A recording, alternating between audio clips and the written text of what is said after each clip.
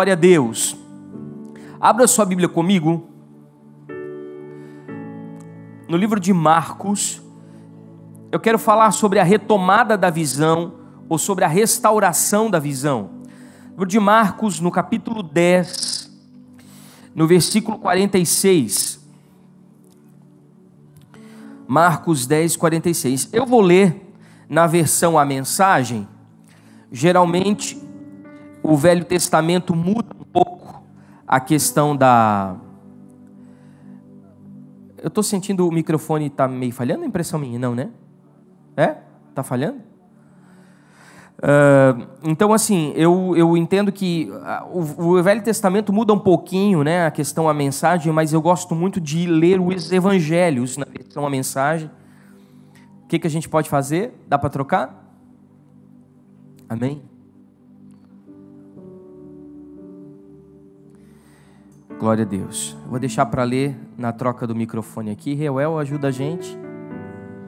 Nosso amigo Santo Espírito,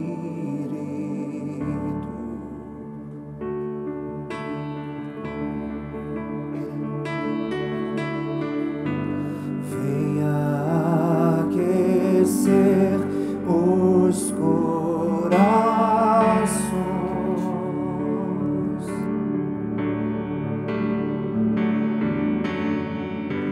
e vem com cura todo o seu poder.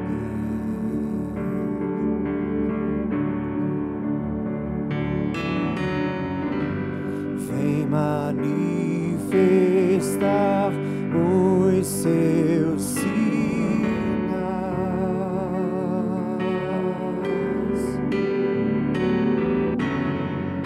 O que dizer, o que fazer quando ele vem aqui? Mais que ser bem-vindo, nós te desejamos outra vez aqui.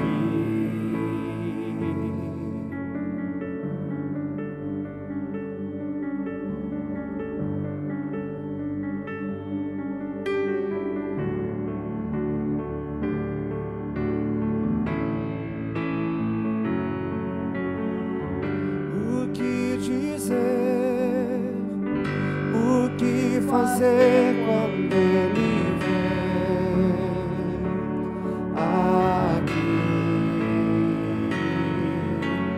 Mais que ser bem-vindo, nós te desejamos outra vez aqui.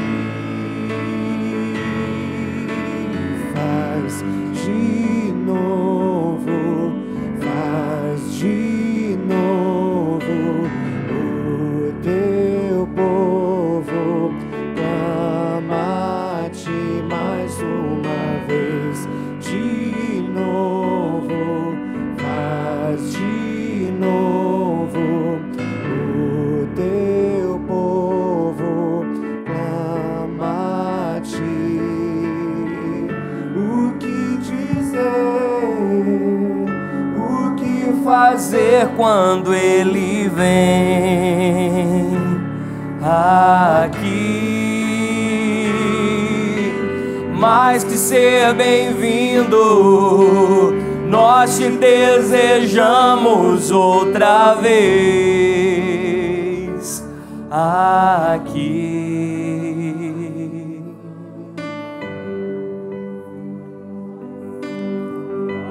Amém. A desculpa foi o microfone, mas eu acho que ele só queria ser adorado. Amém? Abra comigo então Marcos, capítulo 10, versículo 46. Diz assim: Depois de passarem algum tempo em Jericó, Jesus saiu da cidade, seguido pelos seus discípulos e por uma multidão. E o mendigo cego, chamado Bartimeu, filho de Timeu, estava sentado à beira do caminho. Quando ele soube que Jesus, o Nazareno, passava por ali, ele começou a gritar: Filho de Davi, Jesus, tende misericórdia de mim, tende misericórdia de mim. E muitos tentaram fazê-lo calar, mas ele gritava ainda mais alto: Filho de Davi, tem misericórdia de mim. Jesus parou e ordenou: tragam-no aqui. E eles foram e chamá-lo. Hoje é o seu dia, ele está chamando por você. Levante-se. E jogando de longe a sua capa, ele ficou em pé e foi até Jesus. Jesus perguntou: o que você quer de mim? E o cego respondeu: Senhor, eu quero tornar a ver. Siga seu caminho, sua fé o salvou e o curou, disse Jesus. E no mesmo instante, ele recuperou a visão e seguia Jesus estrada afora. Amém? Curve sua cabeça. Pai eterno, nós te louvamos por esta palavra.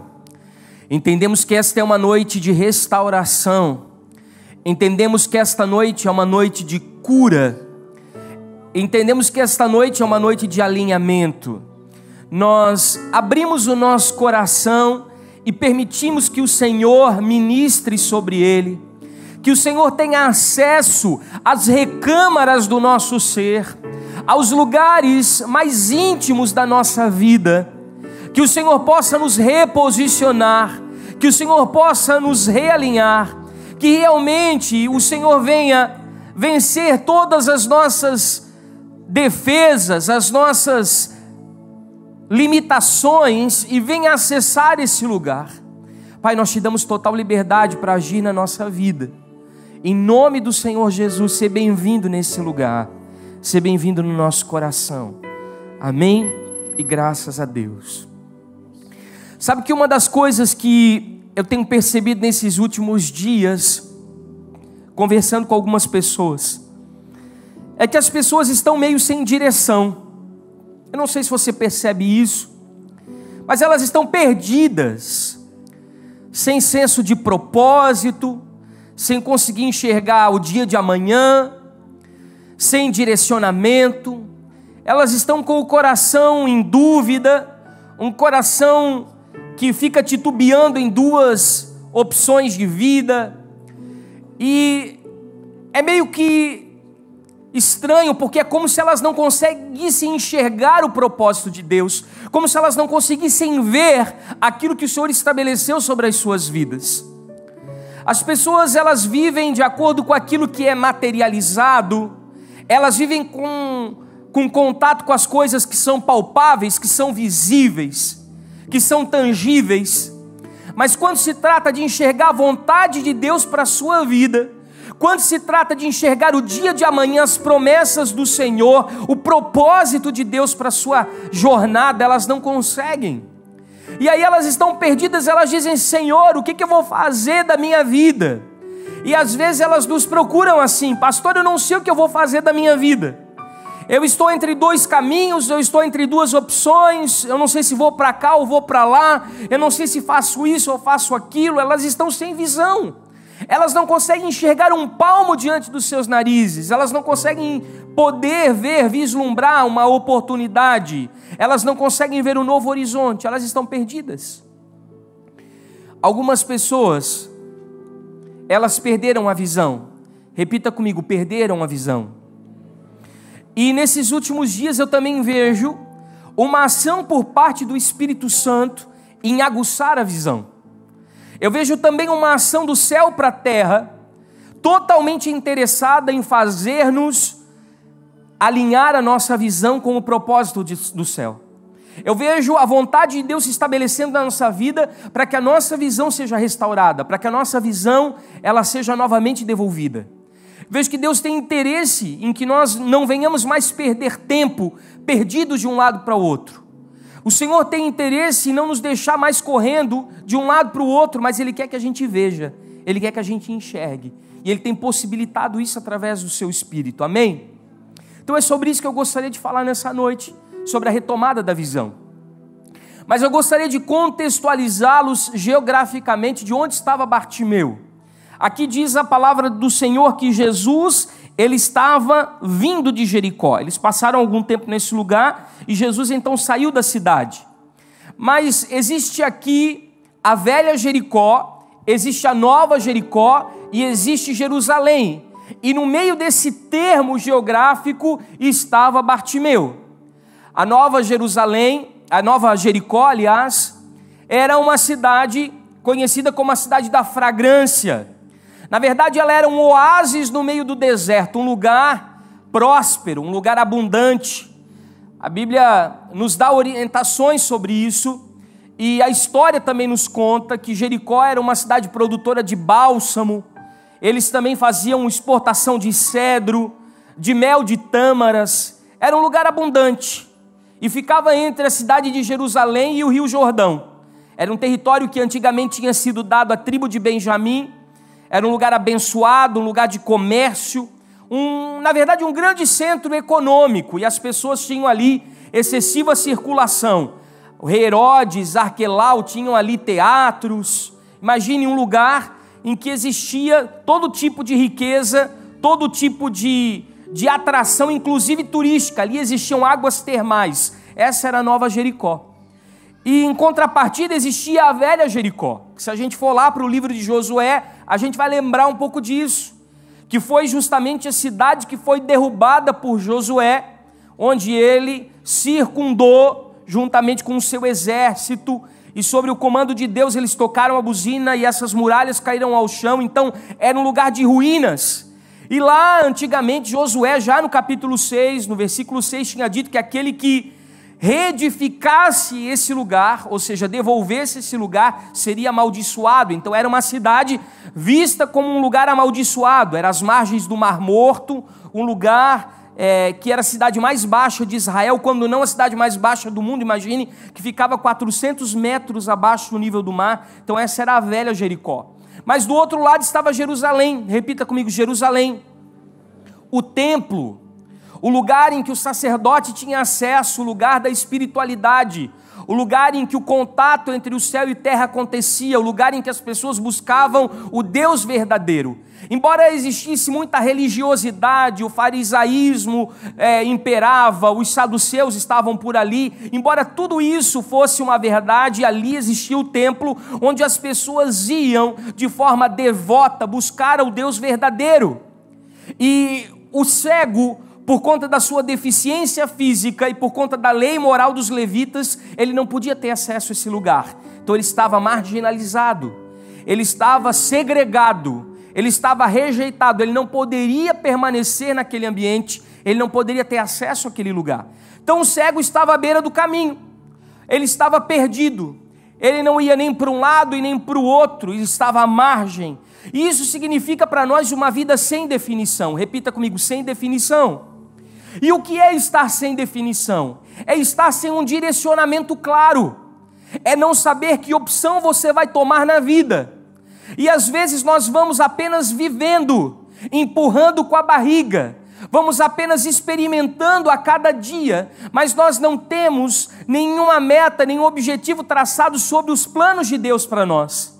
Quando nós conhecemos o propósito eterno de Deus, então nós reunimos toda a nossa força, nossa capacidade, nosso entendimento, nossos sentimentos, nossas emoções, nossa alma e nosso espírito e nosso corpo, tudo o que nós somos e temos está voltado para a realização da vontade de Deus. Mas quando isso não está claro para você, você se torna uma pessoa sem direcionamento. Então ele vivia como se estivesse nas ruínas do passado, da Velha Jericó, e também com as expectativas do futuro da Nova Jericó. E às vezes nós vivemos assim, de forma depressiva, pautado nas experiências traumáticas do nosso passado, e às vezes nós vivemos na ansiedade do dia de amanhã que nós não conhecemos. Então nós estamos como Bartimeu, estamos como cego. Muitos de nós não conseguimos avançar na vida, porque a nossa vida está estruturada nas experiências traumáticas que nós tivemos no passado, nas nossas maldições, nos lugares de ruína da nossa existência, nos lugares destruídos do nosso coração, das lembranças lá de trás, das memórias que nos perseguem, dos fantasmas que aparecem quando nós abrimos os baús do esquecimento, das coisas que estão ali todo dia, a toda hora nos assustando, porque fazem parte de um passado amaldiçoado, de uma velha Jericó, de um lugar de ruínas da nossa vida. Quantos estão me entendendo?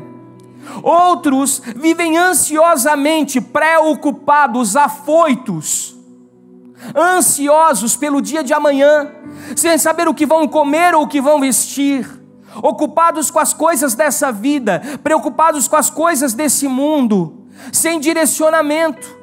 E aí elas estão como Bartimeu, elas perdem a visão, porque todas as vezes que você vive pautado nos seus traumas do passado, ou você vive na ansiedade do dia de amanhã, você perde a visão, você fica com a visão turva, você fica com a visão em trevas, você não consegue enxergar nada, porque os seus sentimentos e as suas emoções estão ancoradas em lugares errados. O nosso coração está descansando em lugares errados. E no meio disso tudo existia a grande multidão. Repita comigo, grande multidão. Que representa o quê? A religiosidade. Que não vai te levar a lugar algum. Porque não fala da verdadeira espiritualidade. Fala de uma multidão que estava tão cega quanto Bartimeu.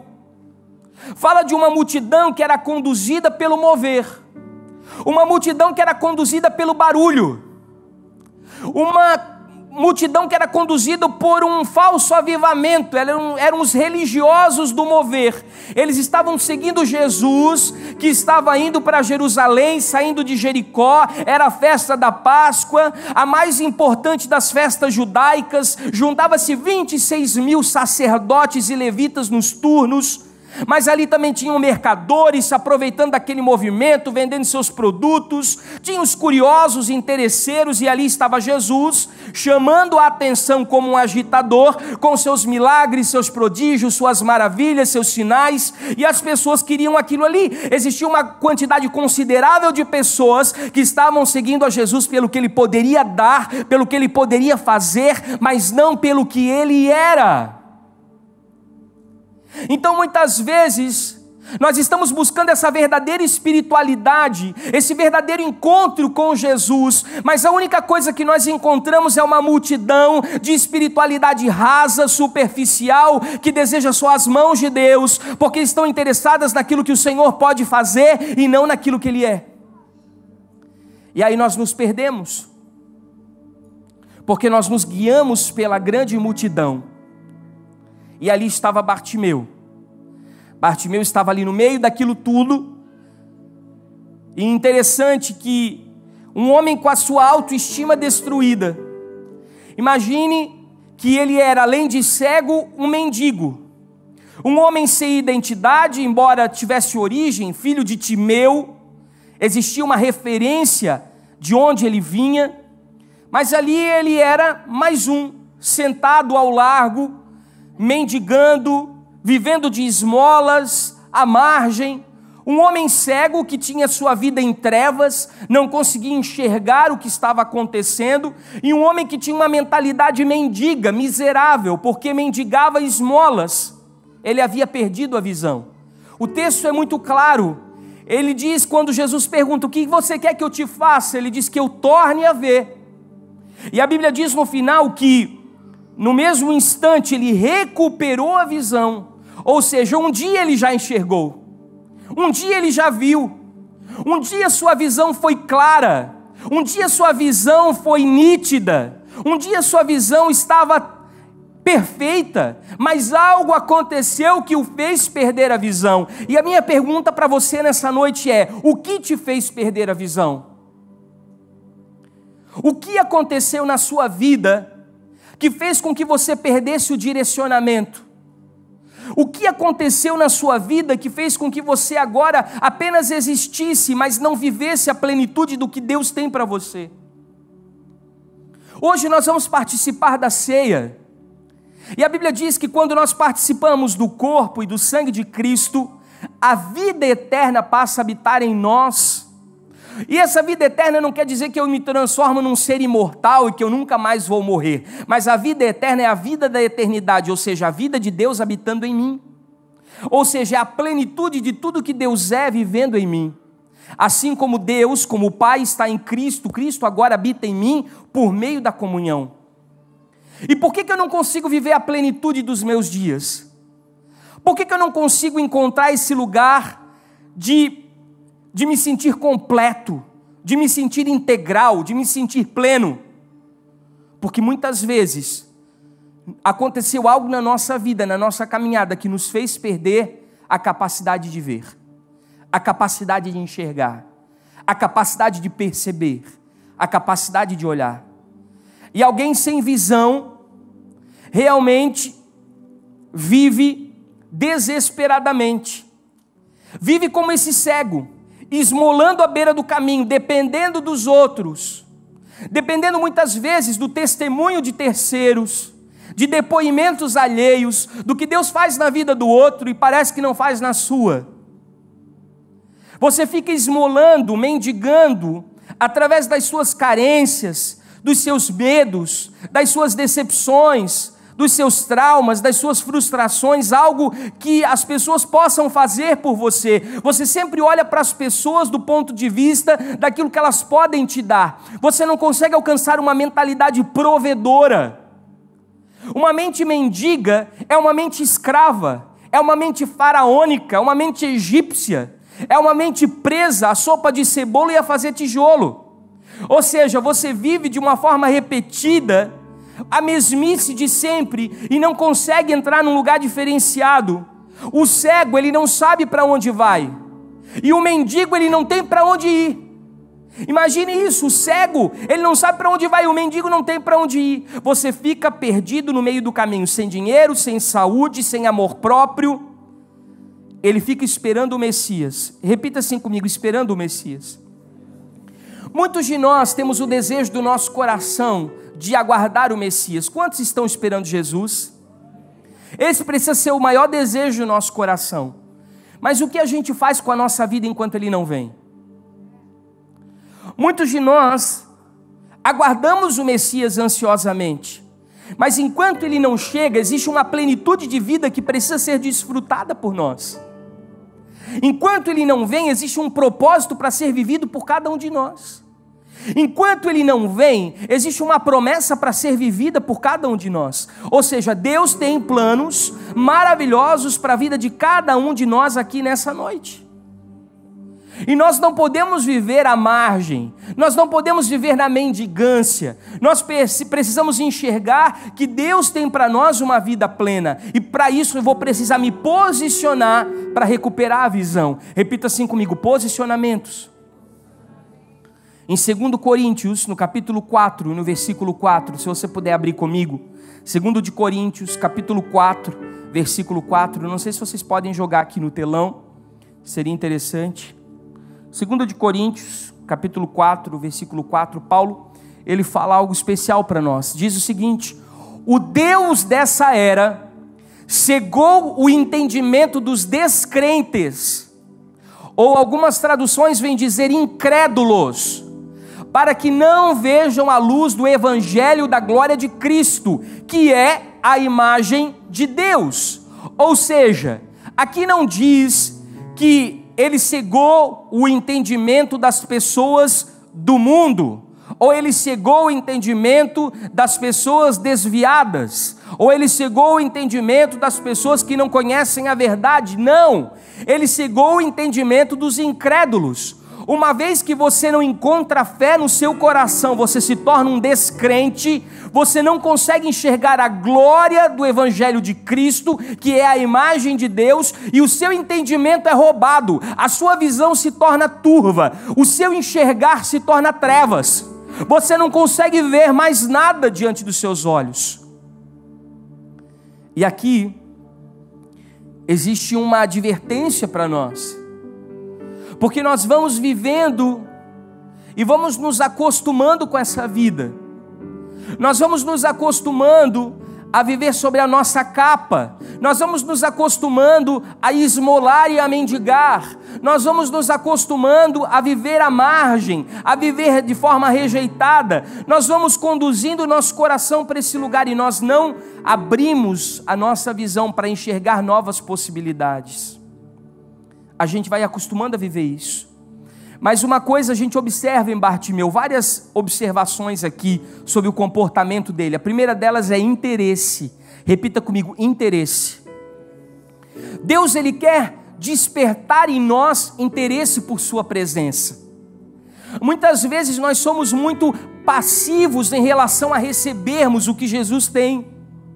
Mas Ele precisa enxergar em nós vontade, desejo. Ele precisa enxergar em nós uma gana. Ele precisa enxergar em nós um ímpeto. Ele precisa ver uma reação diferenciada no nosso comportamento. Quantos me entendem? Porque às vezes a gente está de braço cruzado, vem ao culto, recebe uma palavra, participa do louvor, vai para casa e a nossa vida não muda. Continua tudo a mesma coisa. E Deus quer ver em nós interesse, Ele quer ver em nós desejo. Aí, quando ele estava ali parado, no meio daquele lugar sem direcionamento, ele ouve a multidão e ele pergunta para as pessoas: o que é isso que está acontecendo? Que barulho é esse que está acontecendo? Por que essa multidão, ela grita? Por que essa multidão, ela está fazendo barulho? Tem alguma coisa diferente acontecendo. E ele se desperta para sair daquela situação. Coloque a mão sobre o seu coração e diga assim: eu preciso despertar o meu coração para que tenha maior interesse pelas coisas de Deus.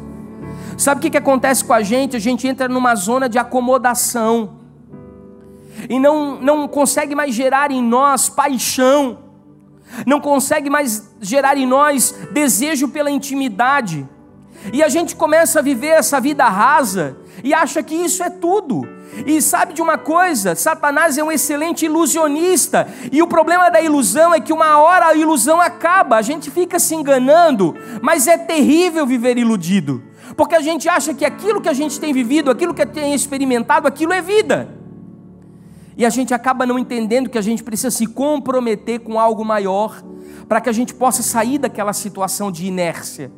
Às vezes nós estamos muito parados. Sabe o que eu percebo nas pessoas? Indolência. As pessoas não se sentem mais responsáveis em buscar a Deus. Elas não têm mais esse desejo no coração, essa paixão no seu interior, esse fogo dentro delas.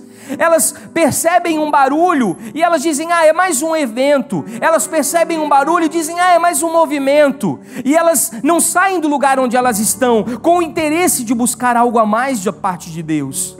Sabe, queridos, quando você sai da sua casa, que você se arruma para vir à casa de Deus, saia com interesse de buscar algo novo. Quando você abrir a Bíblia, no seu momento devocional, faça isso com interesse, porque o Senhor vai falar com você, o Espírito Santo deseja ministrar ao seu coração. Quando você dobrar os seus joelhos para orar e tirar o seu tempo devocional com Deus em intimidade, faça isso com desejo, com vontade, com interesse, porque Ele é galardoador daqueles que o buscam. Há algo especial para ser destravado no reino do Espírito para as pessoas que têm interesse. Há algo retido nas regiões celestiais, aguardando o nosso posicionamento de interesse para que isso seja despejado sobre a nossa vida. Tem algo novo para acontecer. Só que Deus está esperando um movimento seu. Deus está esperando um movimento meu. Deus está esperando maior movimento, maior interesse da nossa parte para despejar sobre nós aquilo que nós precisamos. Outra coisa que eu observo na vida desse cego, repita comigo: discernimento.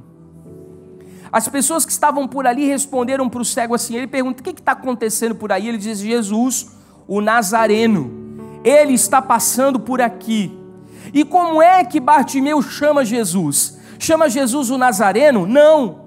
Ele chama, ao contrário, ele diz: Jesus, filho de Davi, tem misericórdia de mim. Isso é discernimento. O que é discernimento, gente? É não se deixar levar pelo comentário do povo, mas se mover pela fé. Nem tudo que você ouve é verdade.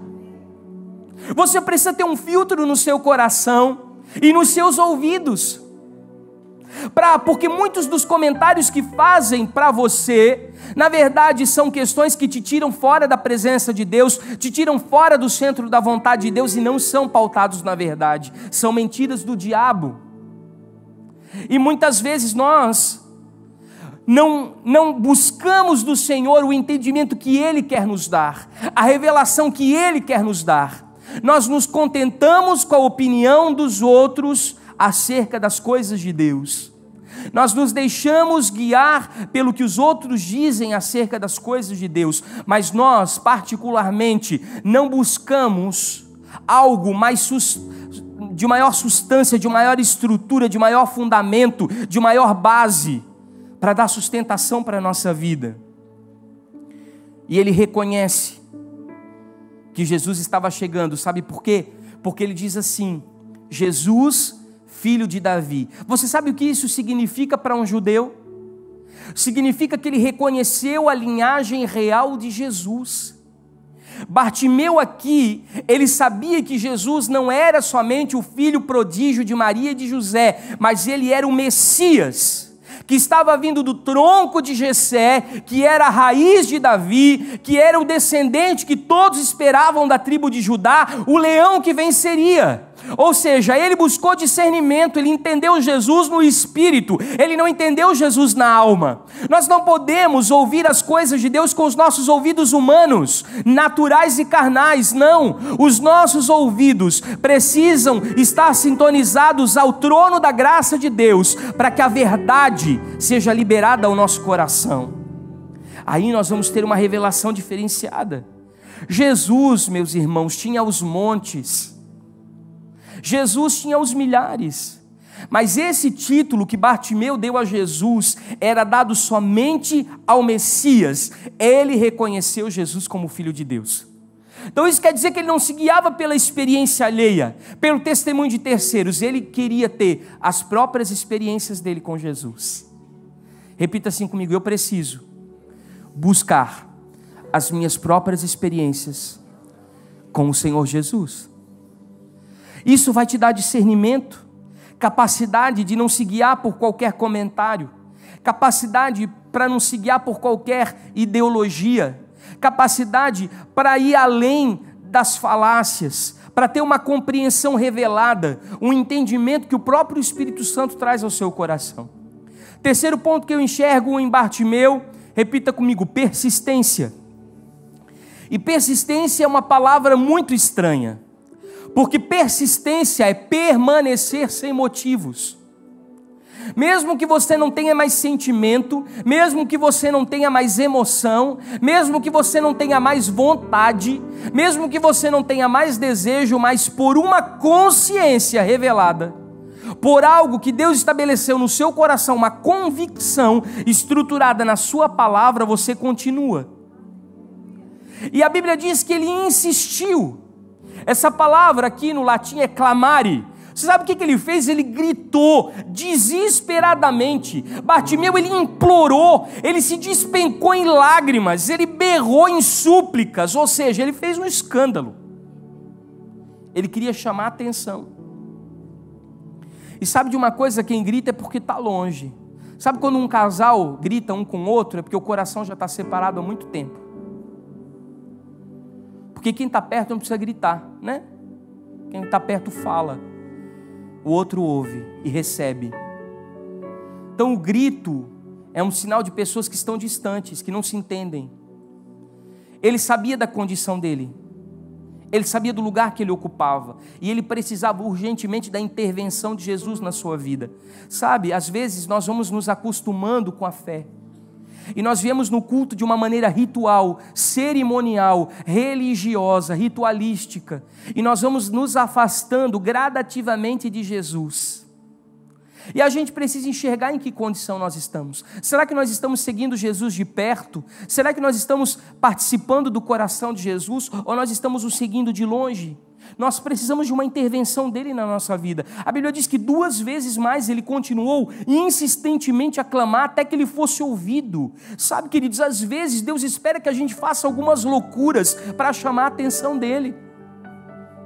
Deus espera que a gente cometa algumas insanidades para entrar na sua presença.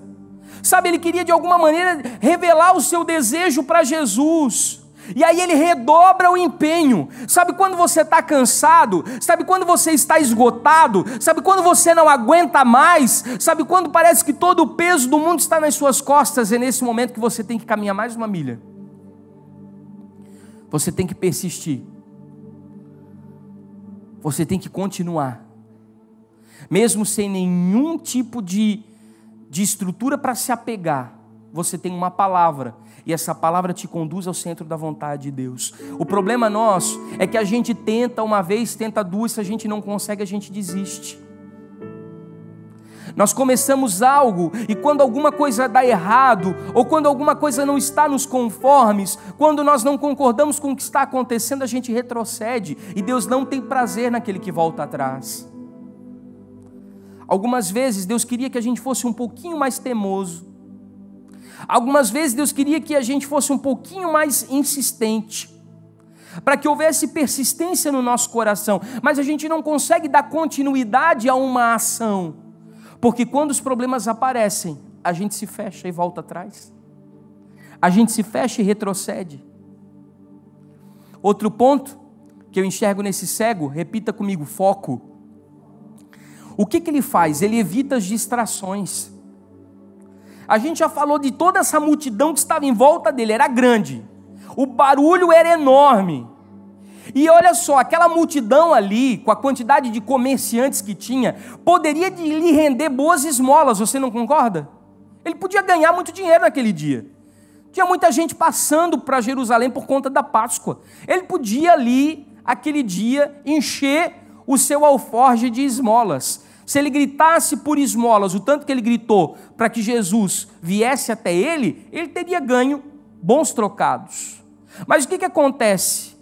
Com aquele movimento todo, embora qualquer cego pudesse ficar animado, ele se sentiu atraído por outra coisa. Ele sabia que aquilo que ele precisava não estava nas esmolas. Ele sabia que aquilo que ele precisava estava em Cristo. O que acontece conosco? Por conta da nossa mente miserável, por conta da nossa história de vida, muitas vezes nós nos contentamos com esmolas. A gente se sente atraído pelos favores, pelos benefícios, pelas vantagens que o Evangelho pode nos dar, mas a gente não quer o coração de Jesus. Bartimeu não, ele sabia exatamente de onde viria a solução para todos os seus problemas. Aquela multidão poderia lhe dar esmolas, mas só Jesus poderia curá-lo, e curá-lo a ponto de agora ele não precisar mais esmolar e mendigar, mas agora ele poderia sim trabalhar, ser proativo, ter a sua própria vida, ter uma vida diferenciada. E aquele barulho todo em volta dele, mesmo que ele estivesse rodeado, não o dispersou. Ele reconheceu algo diferente na multidão. E eu sempre digo que a maior cegueira, ela não é física, a maior cegueira é espiritual. Às vezes nós podemos ter cegos físicos que enxergam mais com o coração do que quem vê, do que quem enxerga. E nós precisamos buscar essa visão no espírito. Ele discerniu que algo diferente estava acontecendo ao seu redor. E toda aquela multidão, gente, era contrária à sua atitude.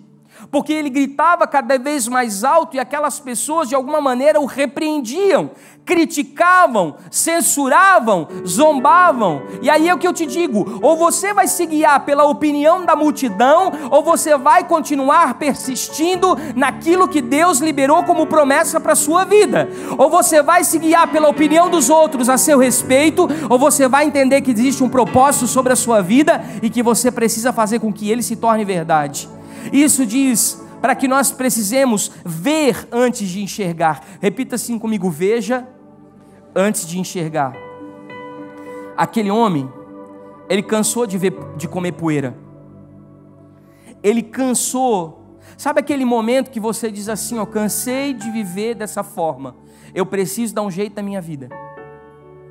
Eu cansei de viver desse jeito. Não dá mais para continuar desse jeito. Ele se abre para uma nova expectativa. Quando ele acha que a expectativa dele humana acabou, ele começa a se abrir para novas possibilidades. É o que eu chamo de ampliar o seu horizonte. No versículo 49 aí da sua Bíblia, esse verbo clamar, ele aparece 3 vezes. Bom, aqui diz que quando eles disseram vem, o mestre quer vê-lo. A Bíblia diz que ele saltou. Ou seja, ele deu um pulo. Cegos geralmente eles tateiam para sentir o que está à volta deles. Ele estava com tanta vontade de ser curado que ele deu um salto, ele deu um pulo. Isso mostra a disposição do seu coração, porque o corpo fala. Então nós precisamos mostrar essa disposição em sermos curados, mostrar essa disposição em sermos transformados, mostrar essa disposição em sermos alterados. A Bíblia diz que ele teve bom ânimo. Sabe o que é ter bom ânimo, gente? É ter coragem, é ser ousado. Vai ter um momento na sua vida que Deus vai exigir de você ousadia, intrepidez, para que você saia desse lugar de confinamento que você entrou, de trevas. Ele aproveita a oportunidade, né? Tem um ditado que diz que o cavalo encilhado na vida da gente não passa outras vezes, passa uma vez só, né? Que a gente precisa aproveitar para pular sobre ele. Por quê? Porque, gente, oportunidades têm asas. E Deus está abrindo uma nova possibilidade para a gente entrar. Aquela seria a última vez que Jesus estava passando por ali. Sabe por quê? Jesus, ele estava passando por ali na semana da Páscoa, na semana que ele seria preso, na semana que ele seria julgado, na semana que ele ia ser condenado à cruz. Então, na verdade, era a última vez que Jesus estava subindo a Jerusalém. Então, era a última oportunidade. Ele aproveita a visitação. Olhe para a pessoa que está ao seu lado e diga assim: aproveite a visitação. Não deixe a oportunidade passar. Outra coisa que eu percebo em Bartimeu, repita comigo: humildade. Sabe, queridos, ele reconheceu o que precisava. Às vezes a gente não quer ajuda, a gente não reconhece que precisa, a gente apresenta uma imagem como se tivesse tudo perfeito, está tudo bom. Sabe o que se chama isso? Orgulho. Sabe o que se chama isso? Soberba. Aqui mostra que esse homem se quebrantou. Ele clamou pela misericórdia de Jesus. Ou seja, Jesus se identifica com a minha dor, se identifica com a minha miséria, se identifica com a minha queda. Ele não pede justiça, ele não reivindica seus direitos, ele não impõe sua vontade, ele apenas grita por compaixão. Ele diz: eu estou precisando. Sabe o que acontece conosco? Nós somos muito presunçosos, somos muito soberbos, e Deus, ele abate o soberbo, ele abate o orgulhoso e ele exalta o humilde. E a gente não reconhece que precisa. Nós sempre estamos bem, está tudo muito bom na nossa vida, a gente não tem problema. E às vezes Deus manda alguém para que seja a resposta dele. Deus manda a oportunidade na nossa porta. Deus manda a chance para a solução dos nossos problemas ali diante dos nossos olhos. Mas nós somos tão soberbos que a gente não reconhece que precisa. Sabe o que acontece? Às vezes nós somos muito individualistas. Nós somos muito egoístas. E por conta disso, a gente acaba não se deixando tratar pelos processos de Deus. Porque a gente quer que os nossos problemas sejam resolvidos do nosso jeito, da nossa forma, no nosso tempo. Mas a gente não se submete a um tratamento de Deus. E sabe o que acontece conosco, gente? O nosso problema grande se demonstra nos relacionamentos. Às vezes, nós geramos expectativas irreais sobre as pessoas, ou seja, nós queremos que as pessoas sejam aquilo que a gente espera. E também as pessoas fazem isso com a gente. Elas criaram um estereótipo e querem nos encaixar dentro disso, querem nos formatar para que a gente seja do jeito que elas esperam. Não existe aceitação nem de um lado e nem de outro. E sabe o que acontece? As nossas carências afetivas, tudo que a gente não recebeu lá atrás, a gente acaba despejando nos relacionamentos. E a gente responsabiliza o outro pela nossa felicidade, responsabiliza o outro pelo nosso sucesso, responsabiliza o outro pela nossa alegria. Ou seja, a gente acaba depositando nos outros o que a gente espera, e os outros na gente também, porque cada um tem as suas carências. Ou você acha que o outro também não espera coisas de você? Espera também. E aí a gente fica nesse conflito, porque essas projeções que a gente tem uns dos outros vai roubando a nossa identidade. Mas esse homem, ele não se preocupa com nada. ele não se preocupa com nada, ele só se preocupa em se quebrantar e dizer: eu não sou nada, eu não tenho nada, eu preciso de ajuda. E Jesus, filho de Davi, tem misericórdia de mim, tem de compaixão de mim. Que não se encontre no meu coração orgulho, nem soberba, nem presunção, mas que se encontre no meu coração contrição, porque um coração quebrantado e abatido não desprezará o Senhor. Nós precisamos ser quebrantados. Por último, ele pediu algo especial, repita assim comigo: desprendimento. A Bíblia diz que quando ele foi chamado por Jesus, ele nem esperou Jesus o curar, e ainda assim ele já largou a sua capa. Repita comigo: eu preciso largar a capa. Sabe o que é a capa, gente? A nossa segurança pessoal. A capa é a nossa velha vida. A capa muitas vezes é um empecilho, porque ela nos impede de viver o novo de Deus. Ele abre mão da única coisa preciosa que ele possuía, porque imagina uma capa para um cego mendigo. Durante o dia era uma proteção contra o sol escaldante, e durante a noite era uma proteção contra o frio, era uma cama, era tudo que ele tinha, a sua base, a sua estrutura, a sua segurança. E às vezes nós não queremos abrir mão disso para entrar no novo de Deus. Nós não queremos abrir mão disso para acessar o novo do Senhor para as nossas vidas. Nós achamos que os nossos valores ultrapassados, que os nossos princípios que já não combinam mais com essa nova vida, são mais importantes do que aquilo que Deus tem para nós. E nós vamos o quê? Nos apegando a isso. E o Senhor quer que nós venhamos largar essas capas.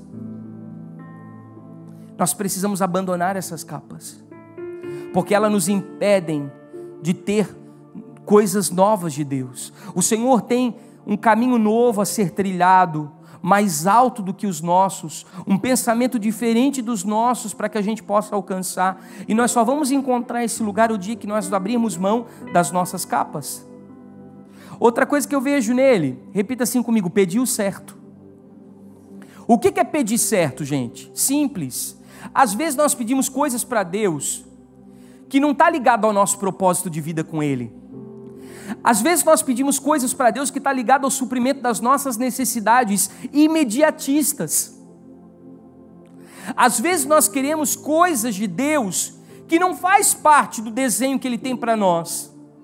E nós somos teimosos, nós somos rixosos, nós clamamos até receber. Muitos querem Jesus para suprir as suas necessidades, mas não para cumprir o propósito. Ele não pediu esmola, ele pediu para ver. Ele poderia ter pedido alguns trocados, ele poderia se contentar com alguns tostões, mas ele continuaria na mesma vida, e continuaria a pedir esmola sem ver para o resto da vida. Mas ele disse: não, eu não quero mais bengalas emocionais, eu não me contento mais com pouco, eu quero que o Senhor não venha apenas resolver meus problemas, eu não quero que o Senhor venha apenas suprir as minhas necessidades, eu quero que Ele venha me dar um propósito de vida, eu quero voltar a ver. Então nós precisamos aprender a pedir coisas que estejam conectadas a Deus e estejam conectadas à vontade dEle para as nossas vidas. Jesus, Ele sabia o que Ele diria, não sabia?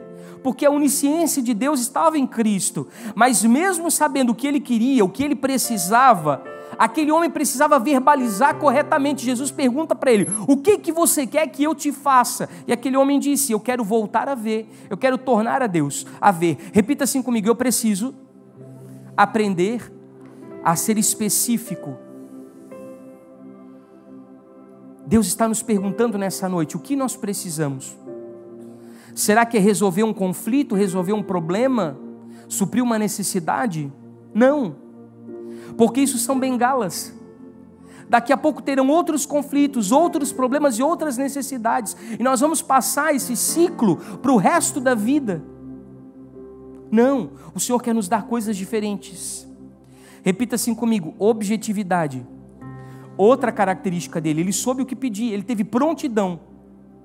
E ele disse assim para Jesus: mestre, que eu torne a ver. Ou seja, aquela cegueira ali, alguns teólogos vêm dizer que ela surge por falta de higiene devido à quantidade de calcário que existia naquela região. E aí muitas crianças perdiam realmente ao longo da sua infância a visão. E ele queria voltar a enxergar como um dia ele viu, porque ele sabia o que ele poderia fazer se acaso ele visse. Então, ou seja, ele foi objetivo. E o que ele chama para Jesus? De mestre. Repita comigo, mestre. Ele usa a palavra Rabone, que quer dizer guia ou mentor, e é a mesma a palavra usada para um guia de cego. Então imagine que agora ele estava dizendo: Rabone, o meu novo guia, o meu novo mentor, não vai mais me guiar fisicamente por lugares de cegueira, onde eu só tenho trevas. Não, agora eu não vou mais andar tateando, porque agora eu vou voltar a ver, e eu vou conseguir ter discernimento e ver coisas espirituais, porque agora eu tenho um novo guia. Ele foi direto ao principal, ele disse: a visão, e ele foi restituído, ele voltou a enxergar. Quando nós somos objetivos com Deus, a restituição acontece. Nós precisamos ser objetivos naquilo que nós queremos, nas nossas orações, nas nossas súplicas, nas nossas petições. E às vezes nós não recebemos porque pedimos errado. E a Bíblia diz que ele tornou-se um discípulo. Repita comigo, discípulo. A Bíblia diz que depois que isso tudo aconteceu, no mesmo instante, ele recuperou a visão e seguiu a Jesus pela estrada. Ou seja, ele continuou do lado de Cristo. Sabe o que acontece conosco? Quando a gente recebe uma bênção, quando a gente recebe uma vitória, quando a gente recebe a solução de um problema, a gente abandona Jesus. Quando a gente já tem o que a gente precisa, quando a nossa vida está resolvida, a gente esfria. No meio da luta, no meio da provação, no meio da decepção, no meio da guerra, nós jejuamos, oramos, lemos a Bíblia, nós choramos com louvor, nós aumentamos o nível da nossa espiritualidade, mas é só Deus dar o que a gente quer. Nós entramos numa zona de conforto, sossegamos e paramos de buscar a Deus. Nós nos tornamos indolentes em relação à sua presença. E aqui diz que ele seguiu a Jesus. Ele poderia abandonar Jesus. Jesus estava indo para Jerusalém, onde ele iria chorar, onde ele iria transpirar sangue, onde ele iria ser preso e apanhar, onde ele iria ser crucificado, mas ele estava disposto a seguir o Mestre, mesmo por um caminho difícil. O problema é que quando a gente vê que as coisas vão complicar para nós, porque o caminho é estreito, que a gente vai ter que abrir mão de algumas coisas que a gente gosta, que a gente vai ter que fazer algumas adequações na nossa vida que são desconfortáveis, que a gente percebe que a gente vai ter perda ou dano, nós fugimos desse caminho, nós preferimos as portas largas, as facilidades. Mas o Senhor está nos chamando para escolhermos caminhos que nos levem à cruz, que a gente possa enxergar, que a gente possa voltar a ver, que o Senhor nos dê capacidade de sair desse lugar onde nós estamos, como cegos, sem entendimento, e voltarmos a ter a revelação que Ele precisa. Fique de pé comigo.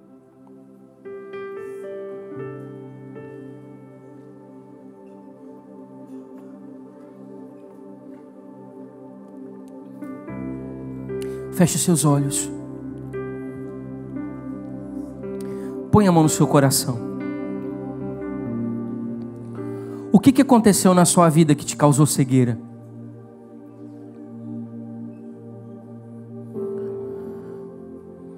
Eu sei que se você parar para pensar e pedir a ajuda do Espírito Santo, Ele vai te levar exatamente no dia, na hora e no local.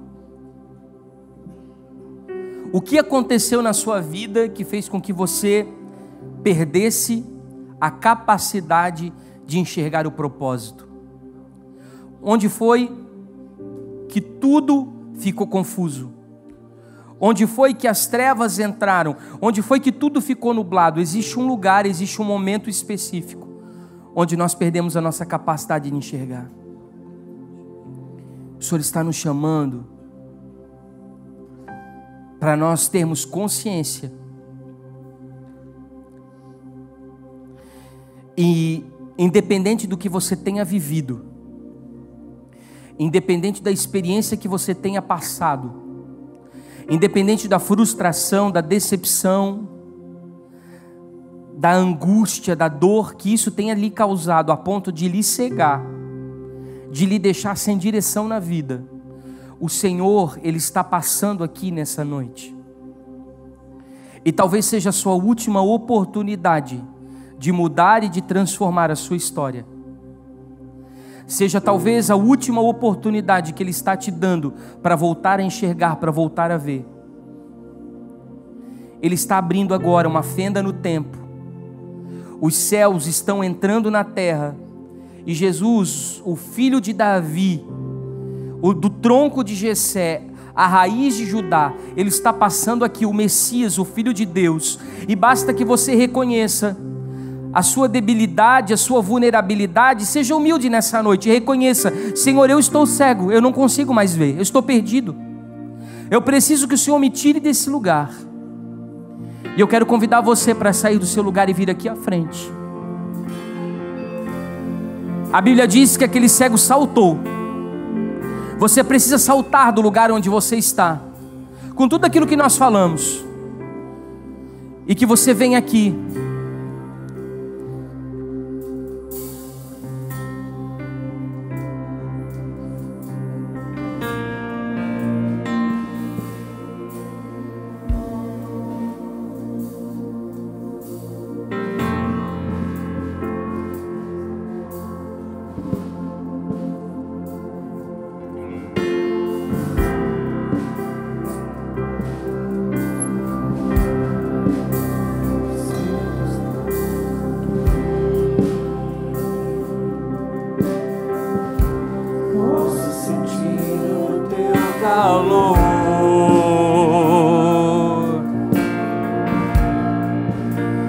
Vem me envolver.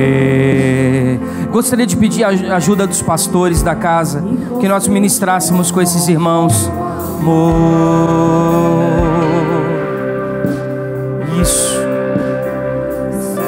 Estás aqui, posso sentir o teu calor.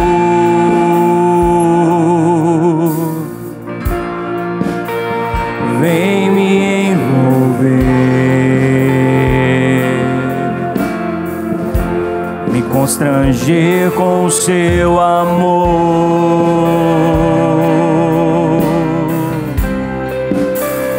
Filho de Davi,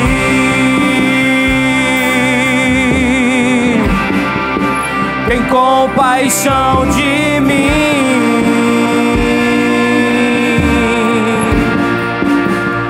Toca nos meus olhos, faz as escamas caírem.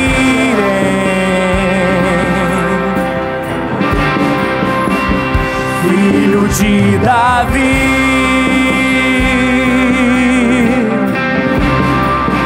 tem compaixão de mim.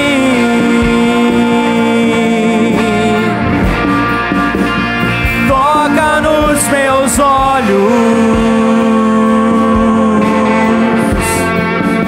pois quero te ver, quero te ver, quero te ver. Clame por Ele, quero te ver.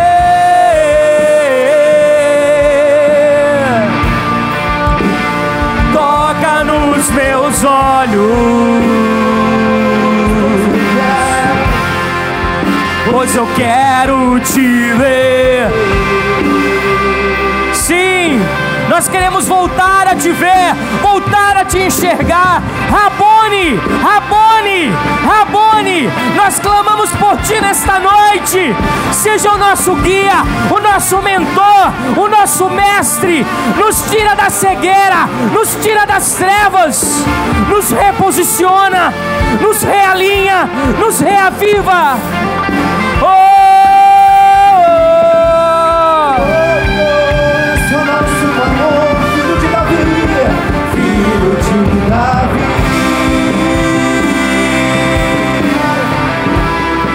Tem compaixão de mim.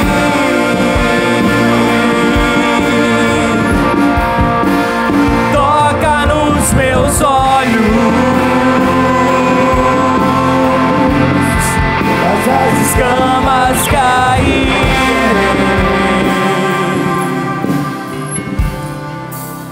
Senhor, nós nos colocamos nessa noite, humildemente, Senhor, quebrantados diante da Tua presença, entendendo que a solução para todos os nossos conflitos, problemas, não está no suprimento das nossas necessidades, mas está na Tua resposta para mudar o nosso viver.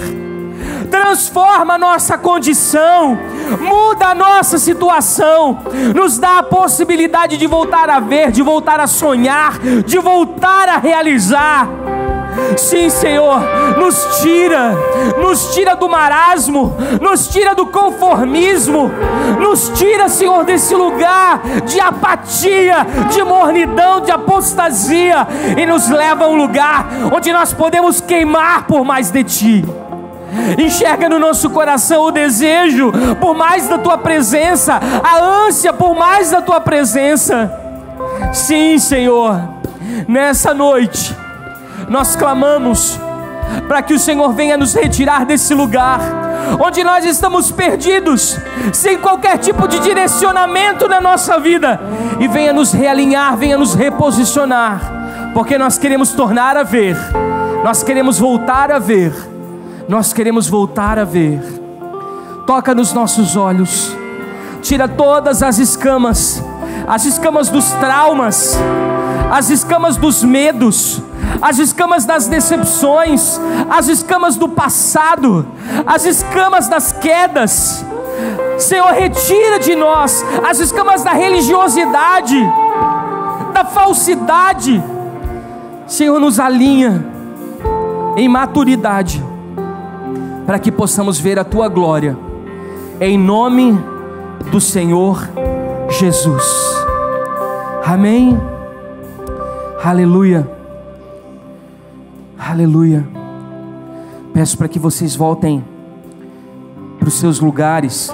Gostaria de chamar os irmãos, os obreiros que estão responsáveis hoje pela ceia.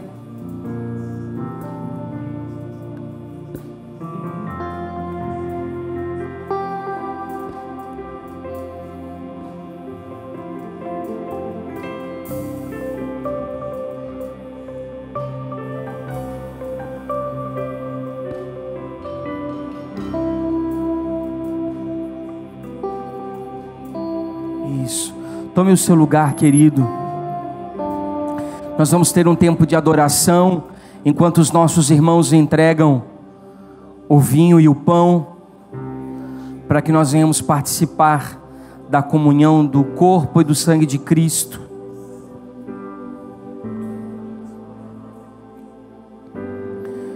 Isto.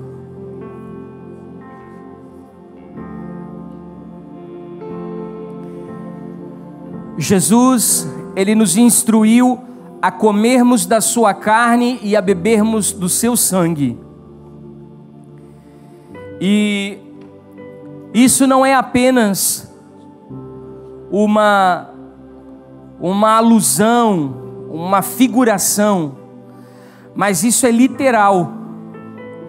Embora nós não creiamos na substanciação, porque essa é uma doutrina egípcia, criada ali pelo século 7, século 8, nós acreditamos na transmutação. Ou seja, não é comendo esse pão que esse pão vira uma carne dentro da sua boca. Afinal de contas, ninguém sente o gosto de picanha crua quando morde um pão da ceia. Ninguém sente um sabor de sangue quando bebe o cálice do vinho. Então isso não acontece, não vira sangue na sua boca. Entretanto, o seu espírito recebe como o corpo de Cristo e como o sangue de Jesus. Amém? Isso é um ato profético espiritual que aponta para o Messias. Então nós precisamos entender a grandiosidade desse significado, que na verdade, querido, esse momento não é um ritual morto. Em algumas vezes nós entendemos, eu vou lá no culto de ceia, como se fosse mais uma cerimônia ritual. Não, você está participando do corpo e do sangue de Jesus. E isso para nós deveria gerar temor. A Bíblia diz em Atos dos Apóstolos, no capítulo 2, no versículo 42 e 43, que eles viviam na doutrina dos apóstolos, eles viviam no partir do pão, na mesa da comunhão em singeleza de coração. Ou seja, eles faziam isso todos os dias. Então entenda que viver sobre um fundamento apostólico, partir o pão, ou seja, o compartilhar do corpo, e viver à mesa da comunhão, é algo que nós precisamos fazer nas nossas vidas como uma ação diária, para que quando a gente chegue aqui, mesmo que seja uma vez por mês, não seja apenas o ritual, mas seja o extrato de uma vida verdadeira, amém? Que isso seja, na verdade, o ápice daquilo que nós já vivemos no nosso dia a dia, porque eles faziam isso todos os dias. Então eles não tratavam somente como um momento, eles tratavam isso como uma construção até chegar à mesa. Então nós precisamos voltar a tornar isso uma construção de vida, amém? Como eu voltei a dizer para vocês na hora da ministração, João 6 vem dizer que aquele que participa dele e que come essa comida não perece, mas ele recebe o que? A vida eterna. Ou seja, a vida de Deus acaba entrando em você. E o que é a vida de Deus, gente? É a vida da eternidade. Na eternidade tem doença? Na eternidade tem tristeza? Tem injustiça? Não. Na eternidade tem milagres, na eternidade tem dons, na eternidade tem justiça, tem paz, tem alegria no espírito, tem saúde. Esse é o reino dos céus. Então quando nós participamos da mesa, a eternidade de Deus entra em nós. E você pode ser curado milagrosamente, instantaneamente. Você pode ser restaurado numa área da sua vida. Aqui você libera perdão e você é perdoado. Aqui você abandona pecados, você muda de vida, você se arrepende, se reposiciona, porque o que faz isso é a vida de Deus entrando em você. Essa é a plenitude de Deus em nós, amém?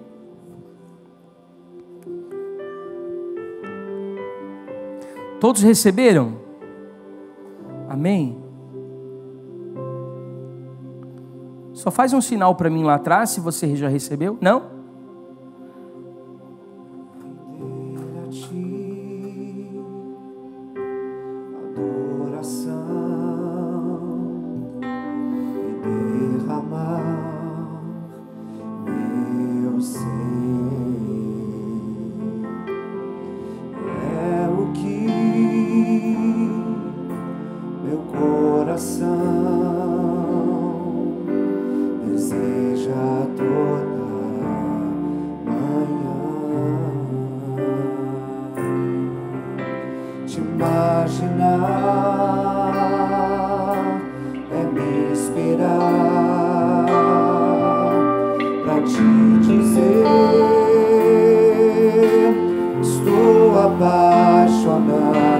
Cada vez mais por ti,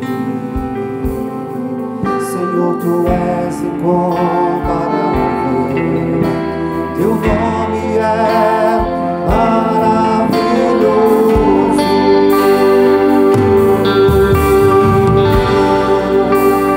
Leva-me além.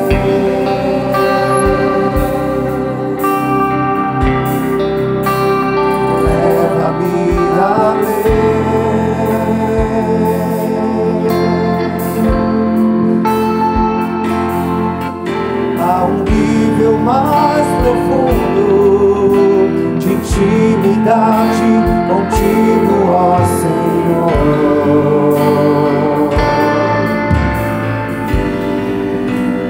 Leva-me além.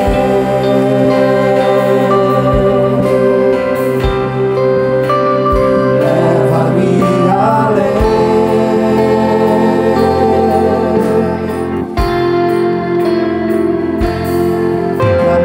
Vida flua mais da tua unção, mais o teu poder. Amém, queridos? Todos receberam, fique de pé, para que nós façamos isso juntos. A Bíblia diz que todas as vezes que comerdes e beberdes, repita assim comigo, plural, isso é um ato coletivo. Quando a gente come do corpo e bebe do cálice, isso significa que nós fizemos isso de forma corporativa. Isso não é um ato individualista, um ato pessoal, um ato egoísta. Não, isso é um ato que envolve a todos nós. Todos nós agora somos nivelados debaixo da graça de Deus. Não há um justo sequer, para que ninguém se glorie. Não é por obras, para que ninguém se vanglorie. Mas todos nós fomos nivelados, carentes estamos da glória de Deus e dependentes somos dele. Então aqui nós somos todos iguais. Não há rico ou pobre, não há intelectual e sem cultura. Não, todos nós somos iguais. Todos nós nivelados debaixo do sangue de Cristo, carentes do seu perdão, da sua aceitação, do seu amor. Amém? E por isso nós fizemos isso juntos, unânimes, sempre pedindo que o sangue de Cristo esteja sobre nós. Aí, olha só uma coisa, nós comemos do pão. E o que é comer do pão? É participar do corpo. Isso aqui não tem significado se eu não estiver vinculado ao outro em amor. Isso aqui não tem significado se eu não estiver estruturado em relacionamentos saudáveis e equilibrados. Isso aqui não tem significado se eu não tiver comunhão e paz com todos e a santificação, sem a qual ninguém verá o Senhor. Para que isso tenha significado, eu preciso entender o que é o corpo. E então esse momento, ele será um momento que apontará para o Messias. Apresente seu pão ao céu. Pai, nós te agradecemos pelo teu corpo que foi moído por nós. Te louvamos pela possibilidade que o Senhor nos dá de estarmos intimamente atrelados em amor, porque a tua palavra nos diz para nós amarmos a ti sobre todas as coisas, mas ao próximo como a nós mesmos. Por isso nós precisamos, Pai, andar juntos, de mãos dadas, e como corpo nós queremos participar nessa noite. Coma do pão, em nome de Jesus.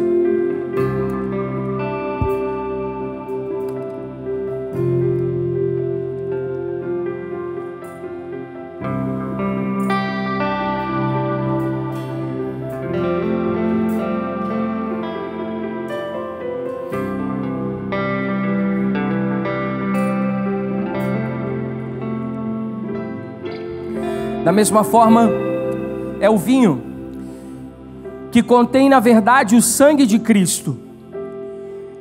Repita assim comigo: no sangue, a vida. E eu não posso somente participar de um momento em que eu beba um cálice de suco de uva, porque só vai ser um cálice de suco de uva. O que eu preciso ter? A vida de Cristo. E o que é a vida de Cristo? No corpo eu recebo a sua imagem e semelhança, no vinho eu recebo a sua vida. Tendo a sua imagem, a sua semelhança e tendo a sua vida, eu sou completo com ele, eu tenho a plenitude dele em mim. Amém?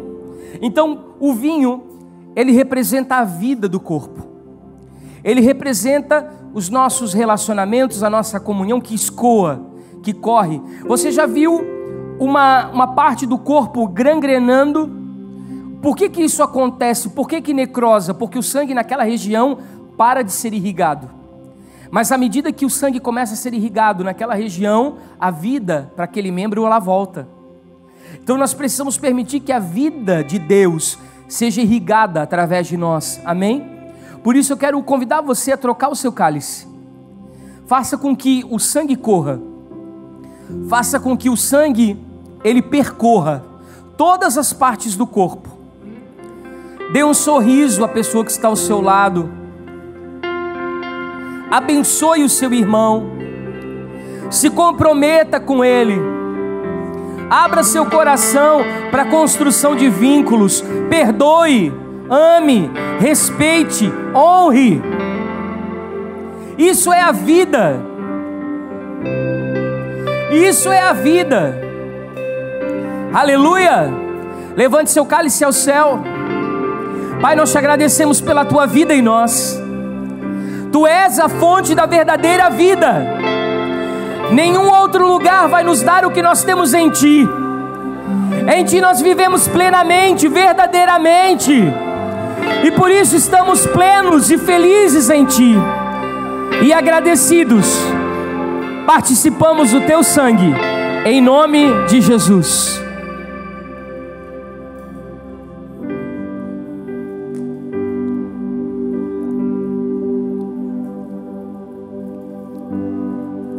Deixe seu cálice na sua cadeira. Levante suas mãos aos céus e dê a maior e melhor salva de palmas que você já deu ao Senhor. Aleluia, aleluia.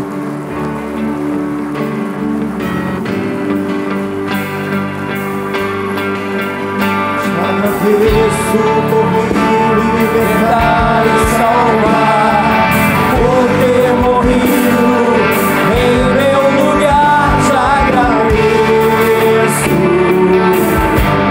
Jesus, te agradeço.